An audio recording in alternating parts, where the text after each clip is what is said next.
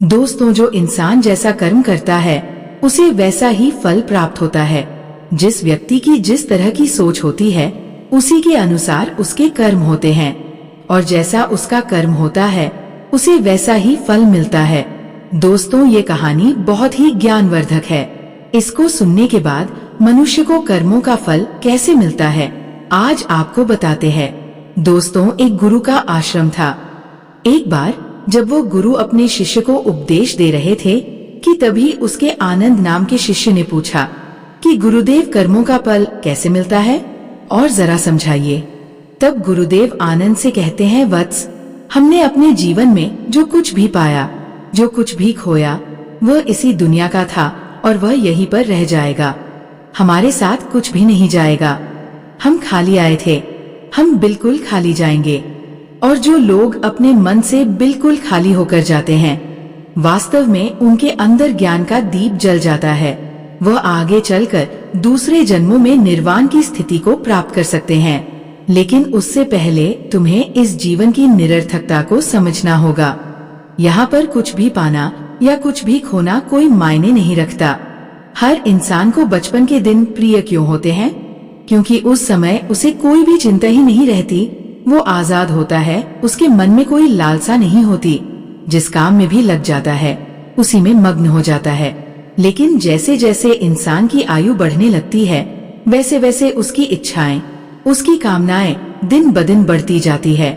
और इसीलिए अक्सर इंसान भविष्य की तैयारी में लगा रहता है या फिर अतीत के बारे में सोचता रहता है और वह वर्तमान में जीना भूल जाता है। वहीं अगर हम किसी छोटे बच्चे को देखें तो उसके लिए कोई भविष्य या कोई अतीत नहीं होता। उसके लिए तो बस वर्तमान होता और इसीलिए वह वर्तमान में पूरा आनंदित होकर रहता है। गुरुदेव कहते हैं, वत्स, आज मैं तुम्हें एक कहानी सुनाता हूँ जिससे तुम्हें पता चल जाएगा कि मनुष्य को उसके कर्मों का फल कैसे मिलता है। बहुत समय पहले की बात है। एक बहुत ही बड़ा प्रसिद्ध नगर था। उस नगर में एक राजा रहता था। वह राजा जब धीरे धीरे बूढ़ा होने लगा तो उसकी जो रानियां थी वह उस राजा की उपेक्षा करने लगी थी। राजा रानियों की उपेक्षा को बर्दाश्त नहीं कर सका और वह चिंतित रहने लगा। एक दिन उसने अपने वैद्य को बुलवाया और उस वैद्य से कहा कि हे वैद्य राज, क्या आप कोई इस तरह की दवाई को तैयार कर सकते हैं जो मेरी खोई हुई जवानी को वापस कर सके? उस वैद्य ने सोचा कि ये राजा तो बड़ा ही मूर्ख है। ये फिर से जवान होना चाहता है। ये जानता है कि इस संसार में व्यक्ति यदि एक बार बूढ़ा हो गया तो दोबारा वह जवान नहीं हो सकता है। और यह मुझसे कह रहा है कि मुझे ऐसी दवाई तैयार करके के दो जिससे मेरी खोई हुई जवानी वापस आ जाए। ये राजा जब इतना मूर्ख है तो इससे धन निकलवाना कोई बुरी बात नहीं है। इसीलिए मैं कोई ऐसी तरकीब लगाता हूँ जिससे ये राजा मेरी ही चाल में फंस जाए। उस वैद्य के मन में राजा के प्रति जो भावना थी वो अच्छी नहीं थी। वह उससे धन लेना चाहता था और उस राजा की मूर्खता पर वह उसका राज्य पाठ भी हड़प करना चाहता था। उस वैद्य ने कहा कि राजन, दवा तो मैं तैयार कर सकता हूँ और उस दवा से मैं जानता हूँ कि आपको पूरी तरह से लाभ भी होगा, लेकिन इसके लिए मेरे द्वारा जो भी बातें हैं वह आपको स्वीकार कर करनी होगी और उसका आपको पालन भी करना होगा। राजा ने पूछा कि कौन सी बातें हैं? उस वैद्य ने कहा कि इसके लिए आपको करीब 8 महीने तक तहखाने में रहना होगा। राजा ने कहा कि किस लिए? वैद्य ने कहा कि ये दवा तभी अपना प्रभाव डाल पाएगी जहाँ पर सूर्य की किरण न पहुँच सके। तहखाना ऐसी जगह है जहाँ पर सूर्य की किरण नहीं पहुँच सकेगी और यह दवा तभी अपना प्रभाव कर पाएगी। वैद्य ने कहा कि आपको यदि जवान होना है, आप बुढ़ापे से छुटकारा पाना चाहते हैं तो ये त्याग आपको करना होगा। वैद्य की बात सुनकर राजा ने कहा कि ठीक है वैद्यराज, मैं तहखाना बनवाने का आदेश देता हूँ। जब तक तहखाना तैयार होता है तब तक आप मेरे लिए दवाओं को तैयार कर दीजिए। राजा की बात को सुनकर वैद्य कहने लगा कि हे राजन, तहखाना तो आप तैयार करवाएंगे, लेकिन मेरी एक शर्त और भी है, वह भी आपको माननी होगी। उस तहखाने में आपको अकेले रहना होगा और आपके सेवक जो भी आप तक दवा और भोजन पहुंचाएंगे वह केवल तहखाने के दरवाजे पर ही रख करके वापस चले आएंगे। यदि आपको ये सारी चीजें मंजूर हो तो मैं दवा को तैयार करूं। राजा उस वैद्य की बात को सुनकर पूरी तरह से तैयार हो गया और मन ही मन राजा खुश हो रहा था कि मेरी जो खोई हुई जवानी है वो वापस आ जाएगी। और वो वैद्य मन में ये सोच रहा था कि ये राजा इतना मूर्ख है, मैं इससे काफी धन लूट लूंगा और इसके बाद इसके राज्य पर मेरा ही शासन हो जाएगा, क्योंकि राजा जब मेरे कहने के अनुसार तहखाने में चला जाएगा तो राज्य का जो भी कार्य है वह मेरे हिसाब से चलेगा। यही सोचकर उस वैद्य ने राजा को तहखाने में पहुंचा दिया और उसका उपचार करने का वह ढोंग कर लगा। उसने राजा से कहा कि हे राजन, अब कुछ ही दिनों के बाद आपका बुढ़ापा दूर होने वाला है और आपके स्वास्थ्य पर बहुत बड़ा प्रभाव पड़ने वाला है।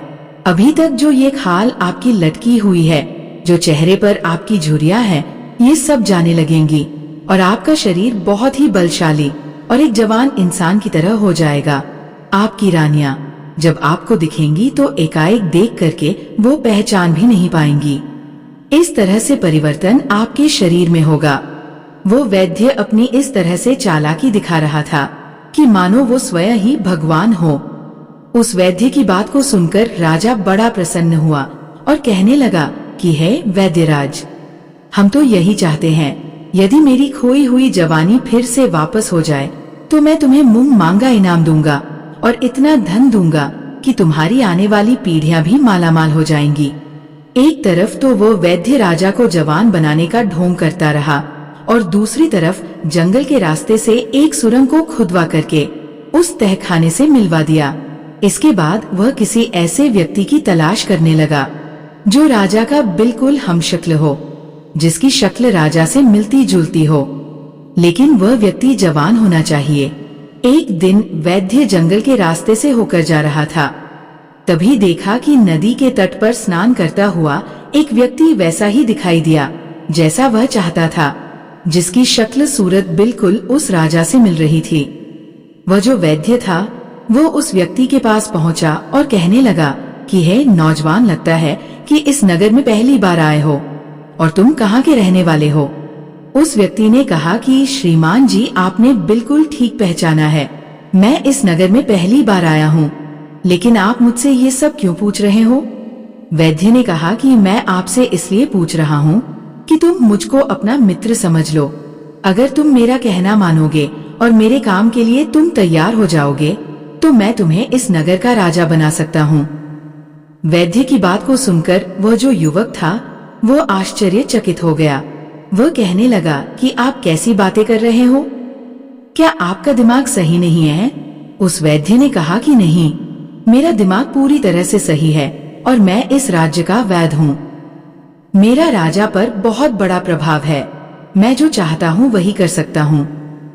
उस व्यक्ति ने कहा कि ये तो बड़ी खुशी की बात है, जब आप इतने प्रभावशाली व्यक्ति हैं तो आप मुझे राजा बना सकते हैं, तो लेकिन राजा बनने के लिए मुझे क्या करना होगा।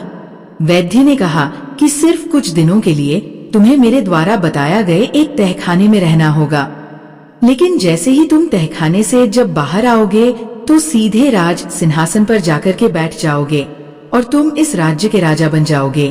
वैद्य की बात को सुनकर के वो व्यक्ति कहने लगा, लेकिन ऐसे कैसे मैं राजमहल में जाकर सीधा राजा के सिंहासन पर बैठ जाऊं। मुझे तो यहाँ कोई जानता भी नहीं है। अगर किसी ने मुझे इस गुस्ताखी के लिए पहचान लिया और जेल के सलाखों में कैद कर दिया तो कौन मुझे बाहर निकालेगा। वह युवक थोड़ी देर के लिए तो डर गया था, लेकिन वैद्य ने जैसे तैसे उस व्यक्ति को इस काम के लिए मना लिया और कहा कि तुम बस मेरा कहना मानोगे तो कुछ ही समय में इस राज्य का राजा बन जाओगे। उस व्यक्ति ने कहा कि मुझे आपका ये प्रस्ताव स्वीकार है, बता दीजिए मुझे कितने दिनों तक इंतजार करना पड़ेगा। उस वैद्य ने कहा कि तुम्हें कुछ ही महीनों के लिए तहखाने में रहना होगा, इसके बाद तुम्हारा इंतजार खत्म हो जाएगा। बहुत कम समय में ही तुम्हारा इंतजार खत्म हो जाएगा। ज्यादा से ज्यादा 1-2 महीनों तक तुम्हें तहखाने में रहना होगा। इसके बाद मेरी जो भी योजना है उसी के अनुसार मैं अपना काम करूंगा। उस व्यक्ति ने कहा कि ठीक है, पास ही में एक गांव पड़ता है, उसी गांव के बाहर एक झोपड़ी है, वहीं पर मैं ठहरा हूँ। यदि आप चाहे तो किसी भी युवक को या खुद आकर के मुझे वहाँ से बुलवा सकते हैं। उस वैद्य ने कहा ठीक है। फिर वो वैद्य वहाँ से वापस आया और अपनी योजना को तेज कर दिया। एक रात की बात है कि उसने जो वो बूढ़ा राजा था उसके खाने में चुपके से जहर मिला दिया, और उस जहर के कारण जब उस राजा की मृत्यु हो गई तो वह जो वैद्य था वह राजा की लाश को कंधे पर लाद करके सुरंग के रास्ते से बाहर निकल गया और जंगल में जाकर के एक बड़ा सा कुआं था उसी में लाश को फेंक दिया, और फिर वही सुरंग के रास्ते उस व्यक्ति को उस तहखाने में ला करके वहाँ बिठा दिया और उसे कहने लगा कि तुम्हें यहाँ कुछ ही दिन जो भी कष्ट है वह सहना पड़ेगा। जैसे ही तुम्हारी दाढ़ी और मूंछें बड़ी हो जाएंगी और फिर तुम एक राजा के जैसे दिखाई देने लगोगे, मैं तुम्हें इस तहखाने से बाहर निकाल करके सीधे राजभवन में पहुंचा दूंगा और तुम इस तरह से रहना कि जैसे बुढ़ापे से छुटकारा पाकर तुम नई तरह से जवान हुए हो। उस व्यक्ति ने कहा कि यदि मुझे किसी ने पहचान लिया तो क्या होगा? वैद्य बहुत ही चालाक था। उसने उस आदमी से कहा कि ये सब काम तुम मुझ पर छोड़ दो, जो भी होगा मैं संभाल लूंगा। तुम्हें सिर्फ इतना करना है कि मैं जो भी कह रहा हूँ, जैसा भी कह रहा हूँ, उसी के अनुसार तुम्हें चलना है। उस व्यक्ति ने कहा ठीक है, आप जैसा कहेंगे या आप जैसा कह रहे हैं मैं वैसा ही करूँगा। इसके बाद वो वैद्य वहाँ से निकल कर के राज दरबार में पहुँचा और जो भी वहाँ पर मंत्री और सभासद थे उन सबके पास पहुँच करके कहा कि आप सभी के लिए एक बहुत बड़ी खुशखबरी की बात है। मेरी दवाओं ने महाराज के ऊपर ऐसा असर किया है कि महाराज फिर से जवान हो गए हैं। कल वह महल में आएंगे और आप लोग उनके स्वागत के लिए तैयार रहना। फिर वहाँ के मंत्री गण कहने लगे, हम अपने राजा के नए रूप का भरपूर स्वागत करेंगे। फिर वहाँ से वैद्यराज सीधा रानियों के दरबार में पहुँच गया और वही बात उन दोनों रानियों से भी कही। इस बात को सुनकर दोनों रानियां प्रसन्न हो गई। उन्होंने वैद्य को बहुत सारा धन निकाल करके दिया। योजना के अनुसार अगले ही दिन वो वैद्य तहखाने से उस व्यक्ति को लाकर के राजमहल के सिंहासन पर बिठा देता है। फिर उस नए राजा को सभी रानियां और वहाँ के मंत्री देख करके हैरान हो जाते हैं, क्योंकि वह राजा बिल्कुल एक युवा पुरुष दिखाई देने लगा था। फिर भी उनकी दोनों रानियां और उनके मंत्री इस बात से सहमत हो गई कि यही उनके राजा है। इतना ही नहीं, उस वैद्य ने राजा बने युवक से ये भी कहा कि राजन, आपका जो पुराना नाम था वो आप बदल दीजिए, क्योंकि अब आपका शरीर भी नया हो गया है तो इसलिए आपका नाम भी नया होना चाहिए। उस व्यक्ति ने कहा कि वैद्य जी, आपसे अच्छा नाम और कौन रख सकता है? जब आपने मुझे बुढ़ापे से जवान बना दिया है तो आप एक अच्छा सा नाम सोच करके रख दीजिए। फिर उस वैद्य ने जो भी नाम राजा का रख, वह सभी को पसंद आया और सभी ने उसकी सराहना की।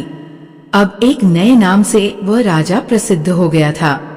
उसी नए नाम से उस राजा की राजमहल में जय जयकार होने लगी। कुछ दिन तो राजा और जो वैद्य था वह सब एक दूसरे के इशारों पर चलते रहे, लेकिन परिस्थितियां उसके अनुकूल जब हो गई और सब कुछ सामान्य हो गया तो उसने वैद्य की उपेक्षा करना शुरू कर दिया। ये देख करके वह वैद्य जो था वह बड़ा दुखी हो गया। एक दिन वैद्य ने एकांत में राजा से कहा कि राजन, सिंहासन प्राप्त करते ही मेरी उपेक्षा करना शुरू कर दिया। आपको याद है कि क्या वचन आपने मुझको दिया था? वह राजा कहने लगा कि कैसा वचन, किस वचन की बात कह रहे हो?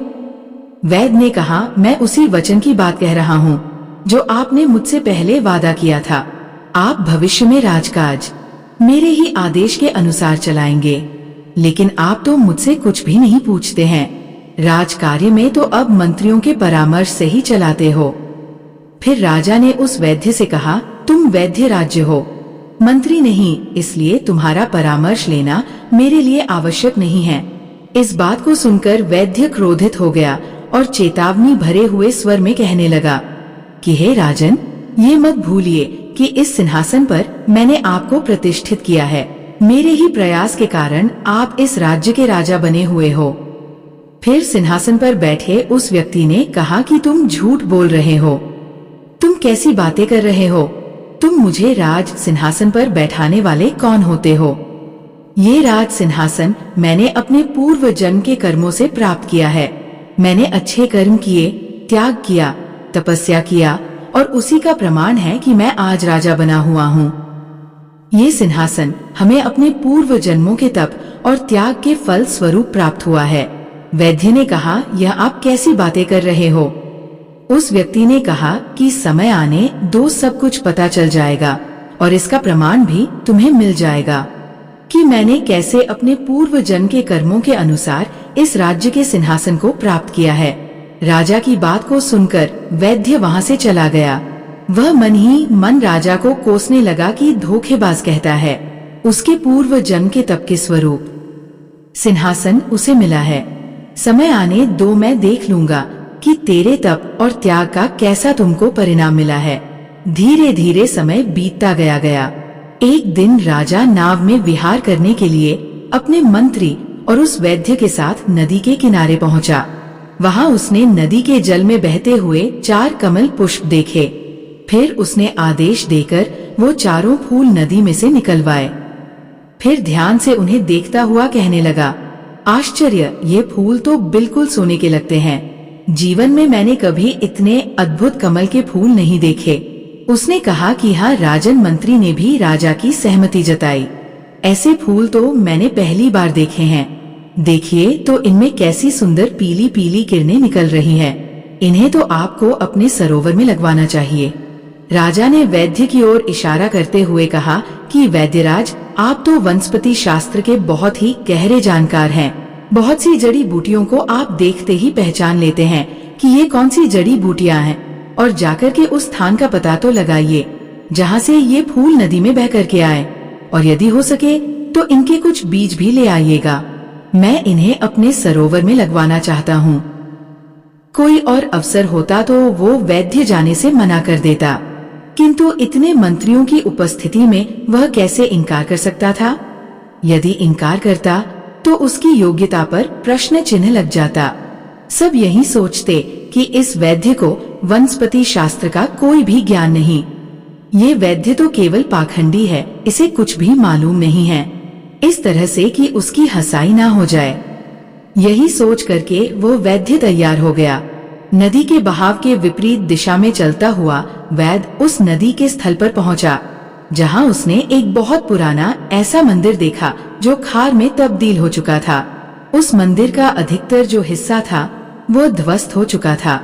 सिर्फ वही कक्ष कुछ अच्छी हालत में बचा हुआ था, जिसमें भगवान की एक मूर्ति थी। भगवान की मूर्ति को देख करके उस वैद्य ने भगवान को प्रणाम किया। फिर उससे कक्ष बाहर निकाल करके मंदिर के प्रांगण में पहुंचा और इधर उधर निगाह दौड़ाने लगा। तभी उसकी नजर एक बरगद के वृक्ष पर पहुंच गई। वह बरगद का पेड़ बहुत ही विशाल था। नदी के किनारे वो उगा हुआ था। उसकी कुछ शाखाएं तो नदी के जल के ऊपर फैली हुई थी। तभी उसकी नजर वृक्ष की एक शाखा पर लटके हुए एक मानव के कंकाल पर जाकर के अटक गई। नर कंकाल बरगद की एक मोटी सी शाखा पर लटका हुआ था। उसकी टांगे आकाश की ओर थी और सिर नदी के जल से कुछ ऊपर था। फिर वो वैद्य उस नर कंकाल के समीप गया और वो सोचने लगा कि ये कैसा कंकाल है और किसका है और क्यों विपरीत अवस्था में लटका हुआ है। क्या इसके उल्टा लटकने में कोई रहस्य छुपा हुआ है? वैद्य ये सब बातें सोच ही रहा था कि अचानक मौसम बदल गया। आकाश में काले घने बादल छा गए। हवा का प्रवाह तेज होने लगा। देखते ही देखते तेज आंधी के साथ घनघोर बरसात शुरू हो गई। बरसात में भीगने से बचने के लिए वह जो वैद्य था वह बरगद के मोटे तने के नीचे खड़ा हो गया।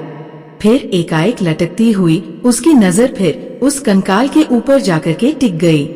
बरसात की बूंदें जब उस कंकाल को भिगो रही थी और तब उस कंकाल को स्पर्श करके वर्षा का जो जल था वह नदी में नीचे गिरता तो उससे स्वर्ण कमल पैदा हो जाते थे।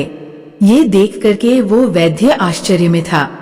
बारिश जब बंद हुई तो वो वैद्य लटकते हुए कंकाल को छूने का प्रयास करता है कि तभी अचानक नर कंकाल शाखा से अलग होकर के नदी के जल में जाकर के गिर गया और गहरे जल में जाकर के वो वही विलीन हो गया। वैद्य जब वापस लौटा तो आकर के उसने जो भी बात उसके साथ जो भी घटना हुई थी वह सब कुछ आकर के उस राजा को बता दी। सुनकर के राजा के चेहरे पर मुस्कान आ गई। उसने वैद्य से कहा कि वैद्यराज, जिस नर कंकाल को तुम देख करके आ रहे हो वो पूर्व जन्म में मेरा ही शरीर था। मैं अपने पूर्व जन्म में उस बरगद के वृक्ष पर उल्टा लटक करके वर्षों तक भगवान की तपस्या करता रहा। मैं एक योगी था। तपस्या के दौरान ही मेरी मृत्यु हो गई थी। वर्षों तक उल्टा लटके रहने के कारण मेरा शरीर सूख गया था और मेरा शरीर नर कंकाल में तब्दील हो चुका था और अब तो वो नर कंकाल भी शेष नहीं रहा। अच्छा हुआ जो मेरे पूर्व शरीर को मुक्ति मिल गई। राजा की इन बातों को सुनकर उस वैद्य ने कहा, पर मेरी एक शिकायत अब भी है आपसे। मेरे प्रयासों से आप राजा बने और आप अभी भी मेरी उपेक्षा कर रहे हो। उस राजा ने कहा, हे वैद्यराज, यही तो तुम्हारा भ्रम है। मैंने तुम्हें बताया तो है कि राज्य पद मुझे मेरे पूर्व के जन्म के कर्मों के फल के कारण मिला है। उस वैद्य ने कहा, तो मेरे प्रयास का कोई मतलब नहीं है। राजा कहने लगा कि तुमने जितने काम किए सब अपने स्वार्थ के कारण ही किए हैं। मैं तो तुम्हारी कुछ बातों को भी जानता हूँ, जिनके कारण मैं तुम्हें सूली पर भी चढ़ा सकता हूँ, लेकिन मैं ऐसा नहीं करूँगा, क्योंकि तुमने मेरे साथ जो भी किया है और किसी के साथ जो भी किया है उसका फल तो तुम्हें ईश्वर देगा। ये सुनकर के वैद्य वो भय से कांपने लगा। राजा ने जब उसे कांपते हुए देखा तो वो कहने लगा कि डरने की कोई बात नहीं है। विश्वास रखो कि मैं तुम्हें सूली पर लटकाने का आदेश नहीं दूंगा, क्योंकि मैं जानता हूँ जन्म मरण हानि लाभ सब कुछ भगवान की इच्छा से ही होता है। अपने पूर्व जन्म के कर्मों का फल मैं इस जीवन में राजा बन करके भोग रहा हूँ। तुम अपने कुछ कर्मों का फल अगले जन्म में भोगोगे। इस जन्म में ही तुम्हारे जो लोभ है उसका फल तुम्हें भोगना पड़ेगा। अब जाओ, तुम उस दिन का इंतजार करो कि जब तुम्हें तुम्हारे कर्मों का फल लौट करके तुमको मिलेगा। उस राजा की इन बातों को सुनकर वो वैद्य बड़ा उदास हुआ और वहाँ से चला गया और अपने घर में जाकर के पलंग पर लेट गया। समय बीतता रहा। राजा का कहा हुआ सही हो गया। कुछ महीनों के बाद वह जो वैद्य था वह जंगल में जड़ी बूटियां ढूंढने के लिए गया। संयोग से वह उसी कुएं के पास पहुंच गया जहां उसने उस वृद्ध राजा की लाश को कुएं में फेंका था। उस कुएं में अब एक ऐसी ही झाड़ी उगाई थी जिसकी टहनियां कुएं के बाहर तक फैली हुई थी। उन टहनियों में पीले रंग के सुंदर फूल खिले हुए थे। वैद्य उन फूलों को देखकर उन पर मंत्र मुग्ध हो गया और उनको तोड़ने के लिए वह अपने आप को रोक ना सका। वह कुएं के पास जैसे पहुंचा और नीचे झुक करके जैसे ही फूल तोड़ने का प्रयास करने लगा, एकाएक उसका पैर फिसला और वह उसी कुएं में जाकर के गिर गया। वैद्य ने सहायता के लिए बहुत ही आवाज लगाई, लेकिन उस सुनसान घने जंगल में उसकी आवाज कोई नहीं सुन सका। उसे बचाने के लिए कोई भी नहीं आया। मित्रों, वही परिणाम हुआ। भूखा प्यासा वैद्य उस कुएं में तड़प करके मर गया। अपने बुरे और अच्छे कर्मों का फल प्रत्येक मनुष्य को एक ना एक दिन भोगना पड़ता है। इसलिए हर व्यक्ति को अपने जीवन में हमेशा अच्छा करना चाहिए, ना तो किसी का बुरा सोचना चाहिए और ना तो किसी के साथ बुरा करना चाहिए और ना ही किसी को कष्ट देकर रुलाना चाहिए। जो मनुष्य अपने जीवन में एक सच्चा व्यक्ति बन करके रहता है, हमेशा उसी की जीत होती है। मनुष्य को सत्कर्म करना चाहिए। सभी व्यक्तियों का मान सम्मान, यश, कीर्ति सत्कर्म से ही प्राप्त होगी और सदाचार से ही प्राप्त होंगी। यही मनुष्यों का सच्चा और अच्छा जीवन होता है। हर व्यक्तियों को अपने जीवन में इसी राह पर चलना चाहिए। मुसीबत से घिरे रहते हैं। इस तरह गुरुदेव ने आनंद को ये पाठ पढ़ाया। उम्मीद करते हैं आप लोगों को ये कथा पसंद आई होगी।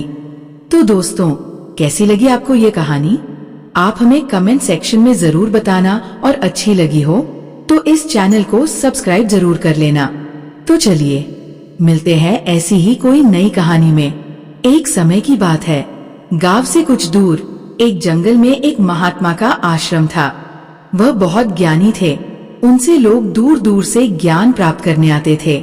एक दिन वह महात्मा उपदेश दे रहे थे, तभी उनके एक शिष्य ने पूछा, गुरुदेव, मैं ये जानना चाहता हूँ, मनुष्यों को पूर्व जन्म का कर्ज भी चुकाना पड़ता है और मृत्यु के बाद मनुष्य की आत्मा अपने साथ वह कौन कौन सी चीजें हैं जो साथ लेकर जाती है, तथा उन सभी का प्रभाव मनुष्य की मृत्यु के बाद किस तरह से रहता है। महात्मा ने कहा, वत्स, आज आपने जो प्रश्न किए हैं वह समस्त मानव जाति के कल्याण हेतु अत्यंत महत्वपूर्ण है। ये सत्य है कि मनुष्य को अपने पूर्व जन्म का कर्ज अवश्य ही चुकाना पड़ता है और मृत्यु के बाद भी कुछ ऐसी चीजें हैं जो आत्मा के साथ में ही रहती है और उनका प्रभाव मनुष्य के दूसरे जन्म पर भी पड़ता है। तब शिष्य ने पूछा, गुरुदेव, वह कौन सा कर्ज होता है जो अगले जन्म में भी चुकाना पड़ता है, और वो कौन सी चीजें हैं जो अगले जन्म में भी प्रभाव डालती है। फिर महात्मा ने कहा, आज मैं आपको इसी विषय में एक कथा सुनाता हूँ। आप इस कथा को ध्यान से लगाकर पूरा सुनोगे तो आपको आपके सभी प्रश्नों के उत्तर अवश्य मिल जाएंगे। आगे महात्मा कहते हैं, एक समय की बात है, किसी नगर में संतोष नाम का एक ब्राह्मण रहता था और उसकी पत्नी का नाम शकुंतला था। वो अत्यंत गरीब घर में जन्मा था, लेकिन वो अत्यंत बुद्धिमान और मेहनती था। इन अपनी मेहनत के जोर पर जैसे जैसे उसके पास धन का संग्रह होने लगा तो तब वह दिन रात उस धन को बढ़ाने की चिंता में डूबा रहता था। उसकी पत्नी रूपाली भी धन की अत्यधिक लालची स्त्री थी। आप तो जानते ही हैं कि धन की लालसा ऐसी होती है जो बढ़ते धन के साथ साथ बढ़ती ही जाती है। संतोष अब ऐसा सोचता था कि काश उसे कोई ऐसी युक्ति मिल जाए जिससे कुछ ही दिनों में धन में हजारों गुना बढ़ोतरी हो जाए। पहले वह धन को चंचल और हाथ का मैल समझता था और कहता था, धन का क्या है, वह तो हमेशा आता जाता रहता है। लेकिन तब वह मूर्ख था। अब उसकी आंखें खुल गई थी और वो धन का अत्यधिक संग्रह करने लगा। उस धन से दान, धर्म आदि करने लगा तथा वो साधु और महंतों की सेवा में लगाता था। पहले उसकी ईश्वर में बड़ी ही श्रद्धा थी, किंतु समय बीतने के साथ साथ धन के लालच की भड़कती हुई ज्वाला ने उसके अन्य सभी सद्गुणों को भी जला दिया। धन की लालसा ने उसकी अंतरात्मा को हमेशा के लिए नष्ट कर दिया। पहले जब भी संतोष के द्वार पर कोई साधु महात्मा आते तो उसका मुख फूलों की तरह खिल उठता था, परंतु अब आदर सत्कार के समय मुख पर निराशा और मायूसी ही रहती थी। एक बार की बात है, संध्या का समय था। संतोष के द्वार पर एक साधु आकर रुके और बोले हैं, पुत्र, मैं एक यात्री हूँ और आगे हरिद्वार को जाना है। आज की रात बिताने के लिए साधु को स्थान मिल जाए तो अच्छा होगा। मैं बड़ी ही आशा से आपके द्वार पर आया हूँ। उस साधु का मुख संतोष की मूर्ति था, आंखों में अमृत और मुंह में शहद सी मिठास, जिस कारण से संतोष का हृदय भक्ति भाव से भर गया। वह उन्हें प्रणाम करते हुए बोला, जरूर महात्मा जी, आपकी सेवा करना तो मेरा परम धर्म है। तब वे साधु मुस्कुराते हुए कहते हैं, बेटा, आजकल के समय में तुम्हारे जैसे भक्ति भाव वाले पुरुष बड़ी मुश्किल से ही मिलते हैं। इस संसार से धर्म का भाव ही जैसे उठ गया है। इस प्रकार से साधु के मुख से अपनी प्रशंसा सुनकर संतोष का हृदय खिल उठा। उसको ऐसा प्रतीत हुआ मानो उसे स्वर्ग में ही स्थान मिल गया हो। उसके होठों पर शब्द आ ही गए थे, लेकिन उन्हें दबा दिया और उनसे कहा, महाराज, अगर हम आप जैसे संतों की सेवा नहीं करेंगे तो इस मानव जीवन का क्या लाभ। ऐसा कहते हुए संतोष उन महात्मा को अपने घर के अंदर ले गया। जब उन्होंने घर में प्रवेश किया तब संतोष ने उनके स्वागत सत्कार में कोई कमी नहीं छोड़ी। खाने के लिए स्वादिष्ट भोजन बनवाया, नाना प्रकार की मिठाई बनवाई। उसके बाद दाल और सब्जियों में इतना घी डाला जैसे नदी की धारा में जल बहता है। भले ही संतोष उन महात्मा को इतने पौष्टिक आहार देने के पक्ष में नहीं था, लेकिन महात्मा की बातों में कुछ ऐसी शक्तियां थी कि उसके वर्षों पुराने विचार चंद पलों में बदल गए। जैसे सूखी धरती पर एक दिन की बारिश से हरियाली छा जाती है। इस भक्ति भाव से महात्मा का दिल खुश हो गया। रात भर बातें होती रही, ज्ञान और भक्ति की चर्चाएं चलती रही। अंत में संतोष ने पूछा कि महात्मा जी, आप साधु कैसे बने। साधु ने हंसकर उत्तर दिया, बेटा, बुढ़ापा आ गया है, अब क्या सारी उम्र गृहस्थी में ही फंसा रहूंगा। कुछ हरि भजन भी तो करना चाहिए। ईश्वर कृपा से बहुत धन कमाया है। मेरे 3 पुत्र हैं और एक कन्या भी है। अब सारी धन दौलत उन्हें बांट दी है और अब तीर्थ यात्रा को जा रहा हूँ। फिर कुछ समय के पश्चात संतोष ने साधु की तरफ देखा और पूछा, तो क्या आपने अपना सब कुछ बच्चों को दे दिया या अपने पास भी कुछ रखा है? तभी साधु ने उत्तर दिया, बेटा, मेरे हाथ में जो ये लाठी देख रहे हो, ये अंदर से खोखली है। इसमें मैंने 400 स्वर्ण मुद्राएं डाल रखी है। यात्रा में कभी कभी धन की आवश्यकता भी पड़ जाती है। ये कहते कहते साधु को नींद लग गई, लेकिन संतोष की आंखें जाग रही थी। ये सारी बातें उसकी पत्नी रूपाली ने भी सुनी ली थी। अब रात्रि का पहला पहर बीत गया था। वह बार बार महात्मा की लाठी को देख रहा था और मन ही मन कुछ सोच रहा था। अब उसके अंदर लोभ, लालच की माया का संचार हुआ, किंतु उसकी अंतर आत्मा इस घृणित कार्य को करने से रोक रही थी। लेकिन वही मन की दुरात्मा स्वर्ण मुद्राएं पाने की जिद पर अड़ गई। कुछ समय तक इस संघर्ष में ही उसके मन का बुरा हाल हो चुका था कि तभी उसकी पत्नी उसके पास आकर बैठ जाती है और कहती है, स्वामी, आप किस गहरी चिंता में डूबे हैं? क्या आप भी वही कुटिल मंशा से सोच रहे हैं जो मैं सोच रही हूँ? इस महात्मा ने तो अपनी खूब सेवा करवा ली है, अब इन्हें कुछ तो हर्जाना भरना पड़ेगा। तब संतोष कहता है, शकुंतला, मेरे मन में बड़ी ही दुविधा हो रही है। हमारा कर्तव्य है कि अतिथि की सेवा करें, किंतु अगर हम इनके धन को चुराते हैं तो पाप होगा। शायद हमें ऐसा नहीं करना चाहिए। तब उसकी पत्नी कहती है, अजी, आप कैसे फिजूल की बातें कर रहे हो? इस महात्मा की उम्र ढल चुकी है और क्या पता कब ये लुढ़क जाए। वैसे भी अब ये अनाथ है और अपना अंतिम समय बिताने के लिए हरिद्वार जा रहे हैं। आप अपने मन को मत रोको और इन स्वर्ण मुद्राओं को ले लो। मुझे लगता है ईश्वर भी यही चाहते हैं, इसी कारण से ये महात्मा यहाँ पधारे हैं और जो बात सबसे गुप्त रखनी चाहिए उसे ही आपको बता दी है। तब संतोष कहता है, ठीक है, अंततः लोभ ने धर्म को हरा दिया। संतोष ने लाठी उठाई पर उसके हाथ पैर कांप रहे थे। उसकी अंत आत्मा ने एक बार फिर से बड़बड़ाना शुरू किया, लेकिन लोभ के दृढ़ हाथों ने उसे दबा दिया। तभी संतोष और शकुंतला ने लाठी खोली और उसमें से स्वर्ण मोहरों को निकाल लिया और उनकी जगह सामान्य लोहे के सिक्के भर दिए। अगले दिन सुबह महात्मा संतोष और उसकी पत्नी की विनम्रता पूर्वक आज्ञा लेकर स्नान आदि करके अपनी अगली यात्रा के लिए तैयार हो गए। किंतु अभी भी संतोष का दिल धड़क रहा था। उसे डर था कि कहीं साधु को शक ना हो जाए। इस ख्याल से उसका चेहरा पीला पड़ता जा रहा था। लेकिन महात्मा को इस बात की कोई खबर ही नहीं थी। वह तो हंसते हुए बातें कर रहे थे और रात की मेहमान नवाजी के लिए बार बार धन्यवाद दे रहे थे। अपितु जाते समय संतोष ने कहा, महात्मा जी, मेरे यहाँ संतान नहीं है। कृपया भगवान से प्रार्थना करें कि उनकी जैसी ही हमारे यहाँ संतान हो जाए। हम तो पापी है, हमारी प्रार्थना का कोई असर नहीं हो सकता, किंतु आप तो महात्मा हैं, भगवान आपकी बात जरूर सुनेंगे। तभी मंद मुस्कान के साथ महात्मा ने उत्तर दिया, सुनेंगे या नहीं ये तो वही जाने, लेकिन मैं तुम्हें आशीर्वाद देता हूँ कि भगवान तुम्हें संतान दे। इतना कहकर वे महात्मा वहाँ से चले गए। अब जैसे संतोष के सिर से एक बड़ा बोझ हट गया था। उसे ऐसा लगा जैसे महात्मा के जाने के साथ ही उसके दिल से एक पत्थर हट गया हो। किंतु वे दोनों पति पत्नी इस चोरी के फल से नहीं बच सकते थे। ये बात संतोष का मन और मस्तिष्क भी अनुभव कर रहा था, परंतु वह इस चोरी के प्रकट होने से बहुत डरता था। चोरी का प्रकट होना प्रत्यक्ष था, किंतु उसका फल भविष्य के किसी पर्दे में चुपचाप छिपकर सही अवसर की प्रतीक्षा में था। मनुष्य वर्तमान समय के सामने भविष्य की परवाह नहीं करता है। वही दूसरी ओर जब वह महात्मा हरिद्वार पहुँचे तो उनका हृदय अत्यंत प्रसन्न हो गया। यहाँ साधु संतों को देखकर ऐसी प्रसन्नता हुई मानो उन्हें सभी देवताओं के साक्षात दर्शन हो गए हो। उनका मन ईश्वर भक्ति में लीन हो गया। फिर रात को महात्मा वहीं संतों के साथ आश्रम में सो गए।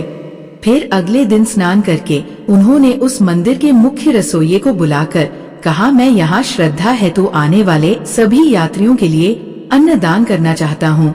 यही एक इच्छा मेरी बाकी है। कृपया आप हमें बताएं कि सभी लोगों के भोजन, निवास और वस्त्र दान के लिए कितना खर्च हो सकता है। तभी उस व्यक्ति ने कुछ हिसाब करते हुए बताया कि महाराज अन्नदान, निवास और वस्त्र दान और अन्य सभी प्रकार के कार्यों के लिए कुल 300 स्वर्ण मुद्राएं लग सकती है तथा 203 से कम अधिक लग सकती है। क्या आपके पास इतना ज्यादा और पर्याप्त धन है? महात्मा ने कहा, ठीक है, मैं इसका प्रबंध करता हूँ। फिर महात्मा ने कहा, आप बस कल के सभी कार्यक्रमों का आयोजन करो कहकर वे गंगा स्नान के लिए चले गए। फिर अगले दिन उनके कहे अनुसार उस रसोइये ने पूरा आयोजन किया। हरिद्वार के परिसर में बड़ी ही धूमधाम और खुशी के साथ अन्नदान, वस्त्रदान, भजन आदि कार्यों को संपन्न किया। वहाँ मौजूद सभी लोग देखकर खुशी से कहने लगे, महात्मा स्वयं गरीब होकर कितने उदार हैं और जिनके पास धन की कोई कमी नहीं होती, वे व्यर्थ के दिखावे में लुटा देते हैं, परंतु धर्म की राह पर एक कौड़ी भी खर्च नहीं करते। ये एक नेक दिल मनुष्य है जिसने अपना धर्म समझा और धर्म के सामने धन का मोह नहीं देखा। अपनी प्रशंसा सुनकर महात्मा की खुशी का कोई ठिकाना ना रहा। उनका हृदय आनंद से प्रसन्न हो रहा था, किंतु दूसरी ओर उसका भाग्य रो रहा था।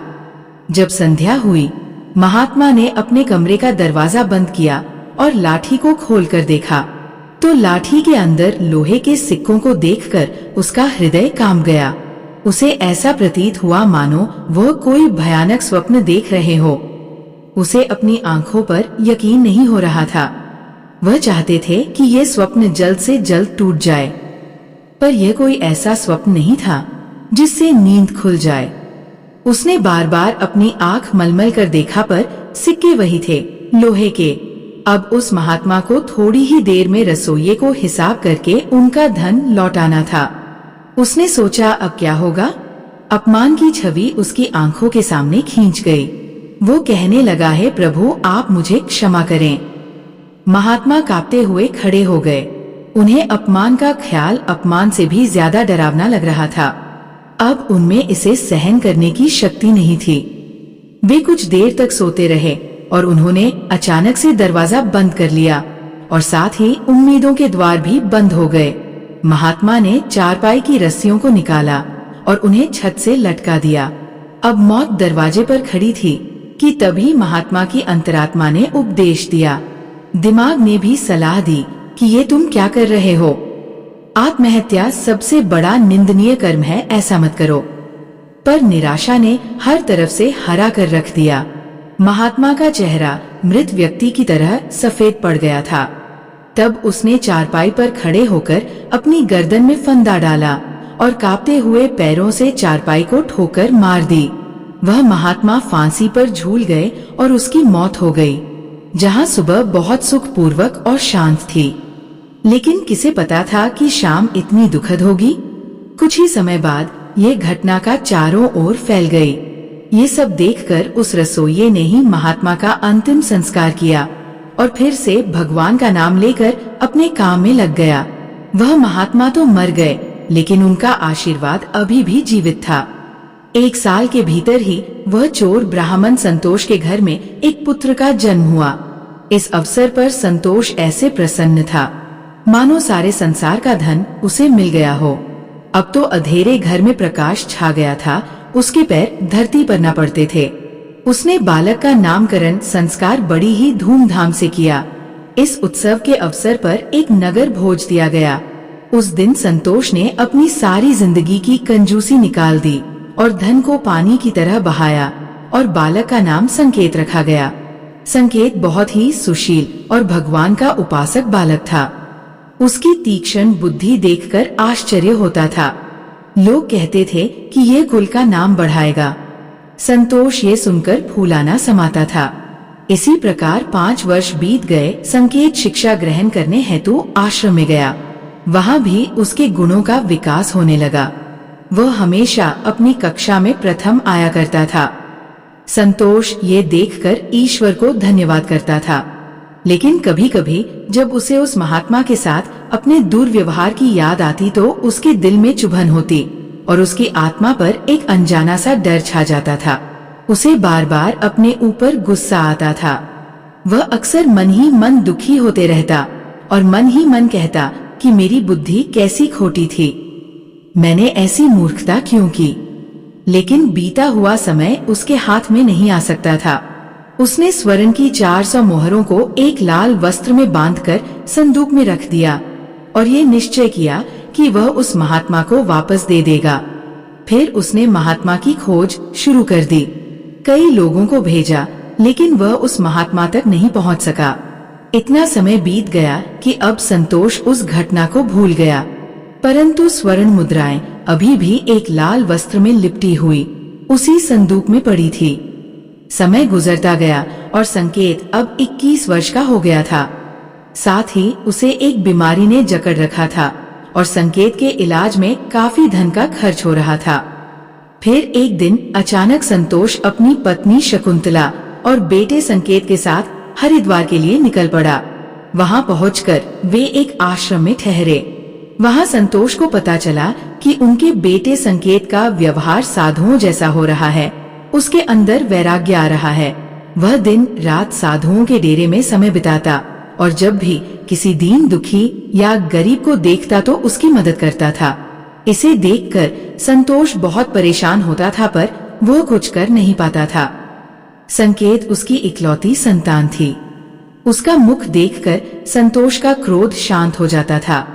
वह बहुत सोचता था, परंतु संकेत के इस स्वभाव का कारण उसे समझ में नहीं आता था। फिर दूसरे दिन संध्या के समय संतोष भजन कर अपने आश्रम की तरफ लौट रहा था कि रास्ते में एक बूढ़ा आदमी उसे रोता हुआ मिला। तब संकेत ने आश्चर्य से पूछा, भाई रोते क्यों हो? तब वो बूढ़ा आदमी कहने लगा, बेटा क्या कहूँ, कहते हुए लज्जा आती है। अगर तुम जानना ही चाहते हो तो सुनो, मैं गंगा जी में डूबकर अपना जीवन समाप्त करने जा रहा हूँ, क्योंकि मुझे व्यापार में घाटा हुआ है और मेरे सिर पर बहुत सारा कर्ज है। संकेत कहता है, पर यह तो छोटी सी बात है।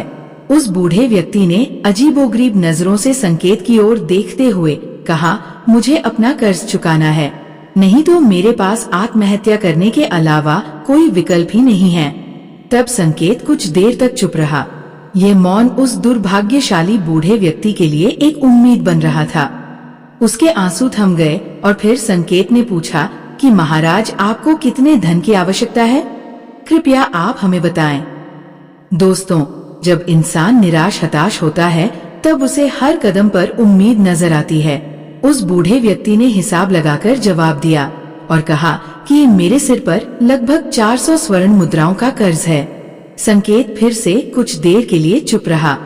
फिर उसने कहा, महाराज आप चिंता मत करो, आप बस इसी गंगा के तट पर मेरी प्रतीक्षा करो, मैं बस अभी वापस आता हूँ।